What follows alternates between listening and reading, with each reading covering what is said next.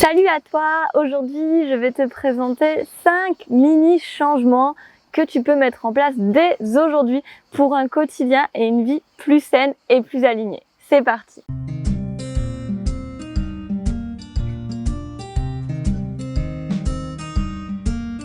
Donc l'idée, c'est vraiment là de te proposer des choses qui sont très faciles à mettre en place et qui ont vraiment un impact sur ta santé à long terme.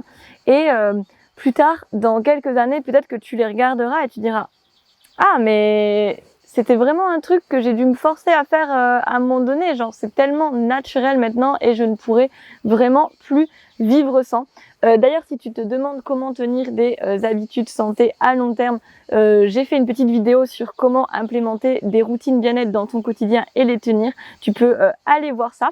Ça va venir t'aider à garder celle-ci, là, ces 5 vraiment habitudes de base que je te propose. Donc, la première habitude, petit changement que je peux te conseiller de mettre en place, c'est de te réveiller avec un bol d'air frais et 1 ou 2 minutes de respiration consciente. Donc c'est très simple, même si tu n'as pas d'extérieur, tu peux juste ouvrir grand tes fenêtres, genre dès que tu te réveilles, et vraiment là, respirer à plein poumon, inspirer, expirer, sentir vraiment l'air qui circule en toi. Donc tu peux le faire devant ta fenêtre, sur ton balcon. Si tu as un jardin, un extérieur, on va dire que c'est encore mieux parce que tu es vraiment immergé en pleine nature, donc ça change vraiment tout. Mais c'est vraiment l'idée de première chose à faire quand je me réveille, j'ouvre mes poumons et je prends ce temps de respiration. Donc soit vous faites de la respiration classique, j'inspire longuement, je souffle, je sens bien les poumons, les abdomens qui viennent s'ouvrir, se refermer, mobiliser tous les fluides. Ou alors des exercices de respiration, des pranayama, donc ça peut être le matin, Kapalabhati c'est bien, il y en a plusieurs en fait le matin qui sont bien. Moi j'aime bien faire Kapalabhati le matin, on fait et on vient faire plusieurs respirations saccadées en rentrant le ventre. C'est une respiration qui est bien dynamisante, je trouve, dès le matin. Mais tu peux faire un peu n'importe quel pranayama, la respiration du lion aussi, où on vient faire... Elle est très bien aussi, ce qu'elle te permet d'évacuer un petit peu tout ce qui va pouvoir t'alourdir, te peser pendant la journée. Donc premier conseil, démarrer la journée par un bol d'air bien frais, bien pur. Respirer à plein poumon et consciemment pendant 1 à 2 minutes au moins. Deuxième habitude que je peux te conseiller, c'est qu'à chaque fois que tu prends un repas, tu ne fais rien en même temps. Moi j'ai beaucoup eu cette habitude, c'est très dur pour moi celle-ci parce que j'adore vraiment lire, genre je lis tout le temps et j'adore lire pendant que je mange. Donc j'ai toujours fait ça, surtout voilà en habitant seule, etc. Donc j'ai tout le temps fait ça, les petits déjeuners, les midis, les soirs, tout le temps je lis pendant que je mange. Mais en fait je me suis rendu compte que du coup j'étais pas vraiment consciente de ce que je mangeais et que c'était plus en mode mécanique et en fait j'appréciais pas vraiment la saveur de mon plat, je prenais pas vraiment le temps de déguster, de mâcher, d'apprécier. J'étais pas dans mes sensations de nourriture en fait et j'étais dans ma lecture, j'étais dans mon mental en fait. Au lieu d'être dans mon corps quand je mangeais, j'étais dans mon mental en train de lire. Du coup, ça c'est vraiment quelque chose qui est super important, je trouve, c'est de manger sans rien faire en même temps. Donc moi c'est la lecture, mais ça peut être de pas manger en regardant une série, de pas manger en regardant un film. Et si t'es avec quelqu'un et que tu discutes, de discuter consciemment et de pas être blablabla et de manger en mode nanana et pareil, t'es pas non plus dans ton corps. Donc je te dis pas de le faire à chaque repas parce que des fois c'est pas possible. On est au restaurant avec un groupe de gens et on n'a pas le temps d'être en mode ok mais je mange en pleine conscience, etc. Donc je te dis pas de le faire tout le temps, mais de le faire régulièrement, c'est quand même vraiment bien et ça apprend à revenir aux sensations de son corps quand on mange et ça pour l'équilibre nutritionnel et le rapport à la nourriture, c'est très important. Et ça permet aussi de pas toujours avoir le mental surexcité, plein de sollicitations tout le temps. Et en fait aussi, quand on a plein de sollicitations tout le temps du mental, en fait, on ressent moins la satiété. Et du coup, c'est pour ça qu'on va plus prendre de poids parce qu'on va plus manger. Donc si tu manges tout le temps devant la télé ou devant un film, en fait, tu vas pas sentir quand ton corps te dit de t'arrêter. parce que tu seras pas dans tes sensations, tu seras dans ton mental, dans tes sollicitations visuelles, auditives, etc. Alors que si tu es vraiment dans ton assiette en train de manger, tu vas plus facilement sentir quand est-ce que c'est le bon moment pour toi d'arrêter de manger et sentir quel goût te convienne et de quoi tu as envie. Donc ça, c'est vraiment important de prendre la majorité, on va dire, de tes repas un peu sans sollicitation ou au moins juste avec des gens et des discussions qui sont dans la présence et pas non plus dans la surenchère de mots, mais de voilà d'accepter ces temps de silence et de présence lorsqu'on mange parce que c'est aussi une activité à part entière. Troisième petit changement que tu peux mettre en place, c'est à chaque fois que tu fais une pause thé, tisane, café, pipi, au travail, n'importe quoi, c'est de bouger, de t'étirer. Donc tu peux par exemple, pendant que l'eau de ton thé, ta tisane, ton café remplace le mot qui manque par celui que tu veux, faire des squats, tu peux faire des fentes, tu peux faire des étirements, tu peux ouvrir la poitrine, tu peux étirer tes épaules, ta nuque, tu peux faire des petits sauts, tu peux venir t'accroupir, tu peux t'aider d'une chaise pour étirer tes ischio-jambiers, tu peux faire des inclinaisons latérales, enfin tu peux faire tellement de trucs.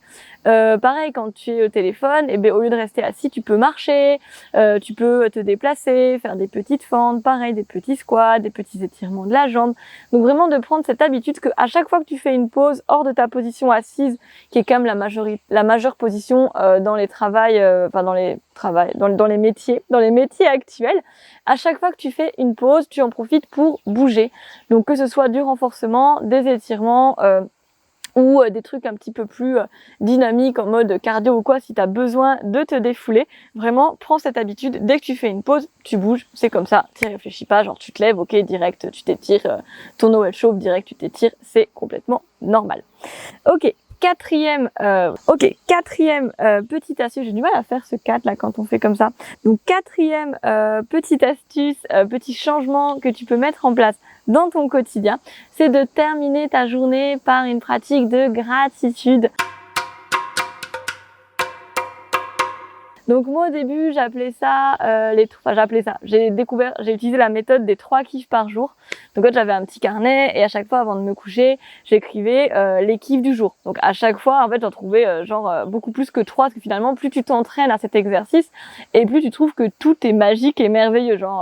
Tu vas noter dans tes kiffs oh là là, ce cookie était tellement bon, gratitude pour le soleil que j'ai vu se lever ce matin, gratitude pour cette personne si chère à mon cœur qui m'a appelé, gratitude pour le mail trop chouette, ce super projet que j'ai reçu, gratitude, je sais pas, parce que machin que je connais pas m'a souri dans la rue et ça m'a vraiment fait du bien. Gratitude pour la boulangère qui a fait un trop bon pain aujourd'hui. Enfin, du coup, tu peux vraiment muscler en fait ce muscle de la gratitude. C'est vraiment l'émotion la plus haute, c'est dans la spirale des émotions et ça te permet de cultiver l'émerveillement et le contentement de ton quotidien et ça n'a pas de prix.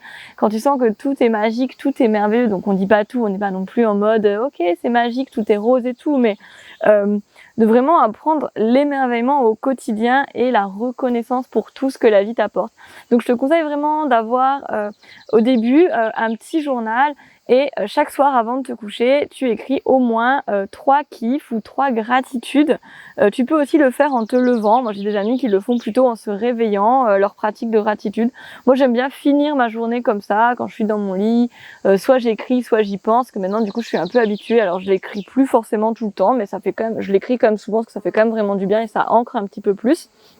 Du coup, de vraiment écrire ce pourquoi tu es reconnaissante dans ta journée et c'est vraiment ultra puissant. Tu verras l'état d'esprit qui petit à petit va changer et ton regard sur ta vie qui va également se modifier. Et cinquième petit changement que tu peux prendre et pas des moindres, c'est de bannir ton téléphone de ta chambre. Genre, there's no way, ça ne passe pas. Moi, c'est quelque chose, je l'ai fait là, du coup, il y a 1 an et demi, et ça change la vie parce que on a tendance, même si on sait que c'est pas bien, qu'il faut pas, que les réseaux, ça vient stimuler, et ça nous empêche de nous endormir, que dès le réveil, ça met dans un mauvais mood parce qu'on est en surstimulation, et c'est souvent des mauvais trucs qui arrivent, on est dans un jugement, en plus on donne des datas, enfin il y a plein de trucs, on le sait en fait, mais quand le téléphone est là à côté de ton lit, ben techniquement si c'est ton réveil, en fait tu vas éteindre ton réveil et tu vas assez facilement avoir l'automatisme d'allumer ton téléphone. Et pareil, le soir, si tu règles ton réveil, tu vas assez facilement aller checker tes trucs, tes réseaux et tout. Et ça, c'est vraiment pas conseillé. Donc moi, je te conseille vraiment de te dire que ton téléphone est persona non grata dans ta chambre. Donc tu t'achètes un réveil classique qui se branche classiquement sur une prise ou un réveil à pile. Et ça, franchement, moi je te dis, ça change la vie. C'est vraiment trop bien. Et quand tu es dans ta chambre, bah, simplement, tu peux lire. Tu peux méditer, tu peux respirer, tu peux faire la pratique des gratitudes dont on vient de parler. Et en fait, tu n'es pas distrait. C'est un peu ton sanctuaire, en fait, où vraiment tu es dans ta bulle et tu n'es pas stimulé par toutes ces notifications, tous ces gens, toutes ces nouvelles, toutes ces photos, tous ces mots sur les réseaux, etc. Tu es vraiment dans ta bulle, c'est ta chambre et c'est le moment où tu es en pleine présence à toi. C'est le moment aussi où tu dors, où tu prends soin de toi, où tu cultives un sommeil de qualité, ou si tu es avec ton partenaire de vie qui dort avec toi, tu cultives des moments de qualité aussi et pas chacun sur son téléphone, mais vraiment une présence à l'autre. Donc vraiment, tu peux bannir ton téléphone de ta chambre. Pour cela, la seule logistique, c'est de t'acheter un réveil et ça coûte vraiment pas très cher. Donc je trouve que c'est vraiment un conseil. Moi, je trouve que dans ma vie et même dans mon couple, ça a vraiment eu des bienfaits. Enfin, nous deux, on l'a fait et on sent vraiment que à la fois chacun pour soi, c'est vraiment super et aussi pour nos moments à deux, c'est vraiment aussi super chouette de se dire que ok, bah la chambre, on est vraiment en pleine présence. Et t'as pas ton téléphone à côté, etc. Donc voilà mes 5 petits changements qui sont vraiment très simples à mettre en place et qui vont vraiment sur le long terme changer ton état d'esprit au monde, ta sensation dans ton corps, ta relation à la nourriture, ta relation aux autres, ta pleine présence à toi. Enfin, on a vu plusieurs choses au niveau de ta santé, si tu prends l'air frais le matin, que tu te dynamises, que tu bouges à chaque pause.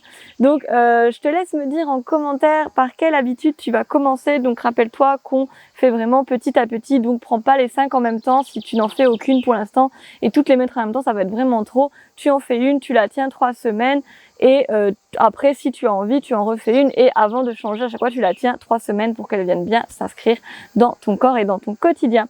N'oublie pas de t'abonner à la chaîne et de liker cette vidéo si elle t'a plu. Je te souhaite une très belle journée, c'était Fanette.